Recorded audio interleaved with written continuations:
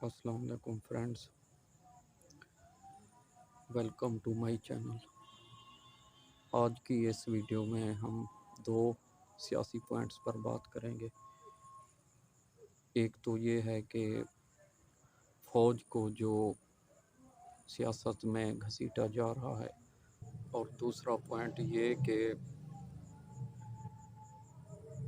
अगले इंतखाबात जल्दी होंगे या अपने टाइम पर होंगे। पहले हम बात कर लेते हैं कि इमरान नियाज़ी साहब ने जो फ़ौज को जानबूझ के सियासत में घसीटा है। उन्होंने अपने जलसे में बार बार ये कहा है कि फ़ौज को न्यूट्रल नहीं होना चाहिए। हालांकि हर कोई यही चाहता है कि फ़ौज किसी तरह सियासत में अपनी मदाखलत बंद कर दे और न्यूट्रल हो जाए। सियासी इदारों को और सियासी हुक्मरानों को अपना काम जो है वो आज़ादी से करने देना चाहिए। लेकिन इमरान नियाज़ी साहब को फ़ौज के इस तर्ज़ अमल से बहुत प्रॉब्लम है। वो चाहते हैं कि फ़ौज न्यूट्रल ना हो, वो हक़ की साइड ले, और हक़ मतलब इमरान नियाज़ी साहब की साइड ले, किसी और की साइड ना ले। फ़ौज के न्यूट्रल हो जाने की वजह से इमरान नियाज़ी साहब इतना घबरा गए हैं कि वो अपना होश खो बैठे हैं,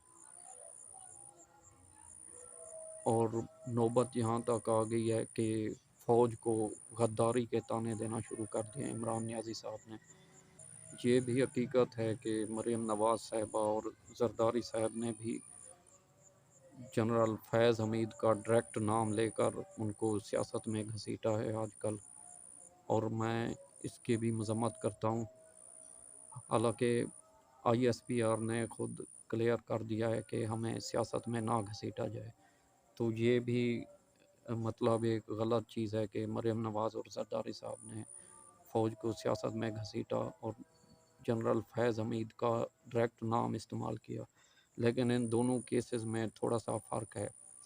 वो फ़र्क ये है कि मरीम नवाज़ और जरदारी साहब जो हैं वो अपने बयानात पे कायम रहते हैं, वो यू टर्न नहीं लेते। लेकिन इमरान नियाज़ी साहब, जैसा कि उनकी पुरानी आदत है, वो बार बार यू टर्न लेते रहते हैं। आप देखें कि पहले जलसे में इमरान नियाज़ी साहब ने खुद इसका हवाला देकर, सिपा सालार और कमांडर इन चीफ का हवाला देकर मीर जाफ़र और मीर सादिक के अल्फाज इस्तेमाल किए। तो सबको पता है कि इस मुल्क का सिपा सालार और कमांडर इन चीफ कौन है, किसी को उसमें कोई शक शुबा नहीं है। लेकिन जब इमरान नियाज़ी साहब होश में वापस आए, या उनको किसी मैच्योर बंदे ने इस तरफ तवज्जो दिलवाई कि आपने ये तो गलत बयान दिया है, आप फ़ौज के ख़िलाफ़ इस तरह बकवास नहीं कर सकते, तो फिर नियाज़ी साहब की थोड़ी सी अक्ल ठिकाने आई कि ये मैंने क्या बयान दे दिया। तो फिर उन्होंने अगले ही जलसे में इस बात से यू टर्न ले लिया। उन्होंने कहा कि मैंने मीर जाफ़र और मीर सादिक जैसे अल्फाज शहबाज शरीफ के लिए इस्तेमाल किए थे। हालांकि ये कोई तुक नहीं बनता, शहबाज शरीफ कोई सिपा सालार नहीं है, शहबाज शरीफ कोई कमांडर इन चीफ नहीं है, उनसे तो ताल्लुक़ बनता ही नहीं। तो सीधे सीधे अल्फाज में उन्होंने जो भी ये बकवास की है फ़ौज के बारे में ही की है। इसका एक और सबूत ये है कि इस जलसे के अगले कुछ दिनों के बाद फवाद चौधरी ने भी ये बात की थी कि एक चौकीदार कभी न्यूट्रल नहीं हो सकता। तो आप खुद समझदार हैं, अब इस मुल्क का चौकीदार किसको कहते हैं PTI वाले। तो इमरान नियाज़ी साहब का तरीक़ा वारदात यही है कि वो खुद सामने आके जो बात कहने से डरते हैं, वो अपने चेलों और अपने हवारियों के मुंह से कहलवाते हैं। इसी तरह उन्होंने करप्शन भी, वो हमेशा कहते रहते हैं कि मुझ पर कोई करप्शन का इल्ज़ाम नहीं है, मुझ पर कोई करप्शन साबित नहीं होगी। तो उसकी हकीकत यही है कि इन्होंने करप्शन की तो है, लेकिन अपने चेलों के ज़रिए, अपने हवारियों के ज़रिए करप्शन की है, डायरेक्टली खुद करप्शन नहीं की। फिर ये अपने चेलों और अपने हवारियों से अपना हिस्सा वसूल करते हैं। ये इमरान नियाज़ी साहब का तरीक़ा वारदात है। अब दूसरी बात कर लेते हैं कि इलेक्शन कब होने हैं पाकिस्तान में। तो ख्वाजा आसिफ साहब और कुछ दूसरे लोगों ने जैसा कि आजकल बयानात दिए हैं कि इन हालात में मुमकिन नहीं है, जिस तरह हमारी इकॉनमी बहुत डाउन हो चुकी है, तो ये मुमकिन नहीं है कि ये हुकूमत जो है वो अपना अरसा पूरा कर पाए। तो चांस यही है कि इलेक्शन अपनी मुद्दत से कुछ महीने पहले, कुछ अरसे पहले हो जाएंगे। लेकिन ये भी हकीकत है कि ख्वाजा आसिफ साहब की ज़ाती राय थी, उन्होंने कहा कि इलेक्शन जल्दी हो जाएंगे। इसका जो हतमी फ़ैसला होगा वो पूरी पार्टी के एग्री होने के बाद होगा। और मज़ीद ये कि ज़रदारी साहब ने भी आजकल अपनी प्रेस कॉन्फ्रेंस में ये बात क्लियरली कही है कि इलेक्शन इस तरह नहीं होंगे इतनी जल्दी। इलेक्शन उस वक्त होंगे जब हम इंतखाबी इस्लाहात कर कर पाने में कामयाब हो जाएंगे। तो इंतखाबी इस्लाहात को नई इंतखाबी इस्लाहात को बनाने में मेरे ख़्याल से कम 3-4 महीने तो लग ही जाएंगे। ख्वाजा आसिफ ने भी यही कहा था कि आर्मी चीफ के तकर्रुर होने के बाद जो है इलेक्शन होंगे नए, तो उनकी तकर्री नवंबर या अक्टूबर में ही पॉसिबल है। तो उससे पहले इलेक्शन होना बहुत मुश्किल है।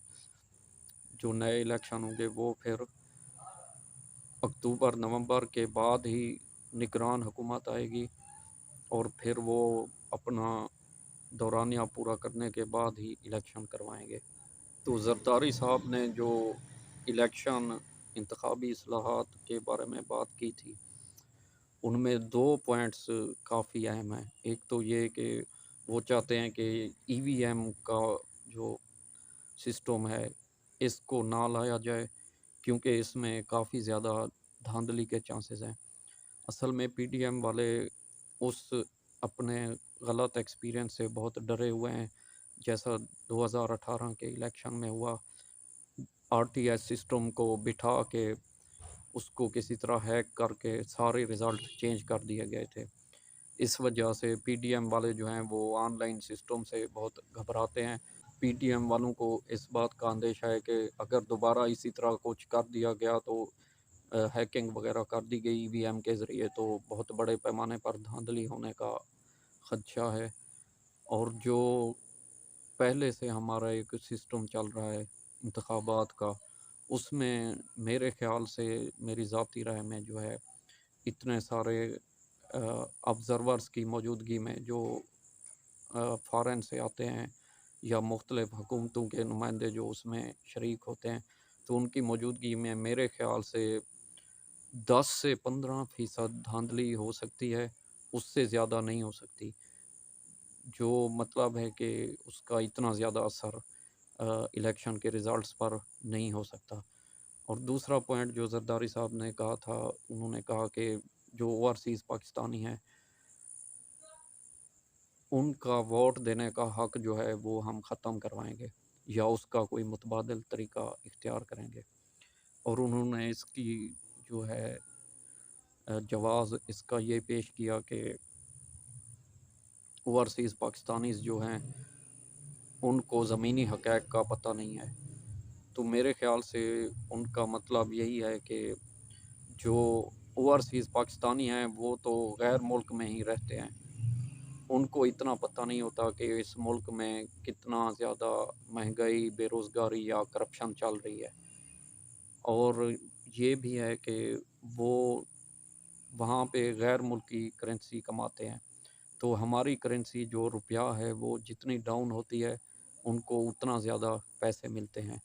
तो इस वजह से भी वो खुश हो जाते हैं। यानी अगर एक डॉलर पे उन्हें पहले 110 रुपए मिलते थे पाकिस्तानी, तो अब उनको मिलते हैं 190 रुपए। तो इस वजह से भी उनका खुश होना बनता है। और जो हमारे मुल्क में महंगाई और बेरोज़गारी चल रही है, उसका ओवरसीज़ पाकिस्तानियों पे तो कोई ख़ास असर नहीं हो रहा, क्योंकि वो ऑलरेडी गैर मुल्क में रह के अपना काम कर रहे हैं और वहाँ से अपना जो है रोज़गार कमा रहे हैं। तो मेरे ख़्याल से ज़रदारी साहब के ये दोनों पॉइंट्स वैलिड हैं। तो ये तो फिर उन्होंने ख़ुद भी कहा है, और पीडीएम स्पेशल यही एजेंडा लेकर ही उन्होंने जल्दी जो है इस इक़्तिदार को पीटीएम वालों ने एक्सेप्ट किया है, क्योंकि उनका मेन मकसद यही था कि हम पहले इंतखाबी इस्लाहात करेंगे, उसके बाद इंतखाबात में जाएंगे। वरना इमरान नियाज़ी साहब तो पहले भी इलेक्शन करवाने के लिए तैयार थे, वो असम्बलियाँ तोड़ चुके थे, लेकिन उन्होंने इंतखाबी सिस्टम को चेंज कर दिया था। ईवीएम और ओवरसीज़ पाकिस्तानीज़ वाला जो नया सिस्टम है वो उन्होंने शामिल करा दिया था। तो पीडीएम वालों को इन 2 पॉइंट्स पे काफ़ी एतराज़ था। इसी वजह से मईशत की हालत ख़राब होने के बावजूद शहबाज शरीफ ने हुकूमत कबूल की, और जिस तरह मुल्क के हालात काफ़ी ख़राब चल रहे हैं, शहबाज शरीफ साहब कोशिश तो कर रहे हैं काफ़ी ज़्यादा कि अवाम को हर मुमकिन हद तक रिलीफ़ दिया जाए। लेकिन जिस तरह बात की है इसहाक डार और दूसरे लोगों ने कि इस तरह ज़्यादा अरसा सब्सिडी देना अवाम को मुमकिन नहीं है। तो लगता यही है कि इंतखाबी इस्लाहात के बाद जो है ये हुकूमत को छोड़ देंगे, और जो दौरानिया रहता है इस हुकूमत का वो पूरा नहीं होगा। ये मुझे लगता है कि पीडीएम वाले जो हैं ये इंतखाबी इस्लाहात करने के बाद ख़ुद ही हुकूमत छोड़ देंगे, क्योंकि उनका मकसद यही है कि अवाम को रिलीफ़ दिया जाए और इंतखाबी इस्लाहात की जाएँ। अगर वो रिलीफ़ देने में कामयाब नहीं होंगे तो ख़ुद ही छोड़ देंगे। सो इस करंट पॉलिटिकल सिचुएशन के बारे में आपको मेरे व्यूज़ कैसे लगे? आप इसके बारे में कमेंट बॉक्स में अपनी राय का इज़हार कर सकते हैं। सो मिलते हैं नेक्स्ट वीडियो में। वीडियो पसंद आई है तो मेरे चैनल को सब्सक्राइब कर लें और वीडियो को शेयर कर लें। Thanks for watching this video. खुदा हाफिज़।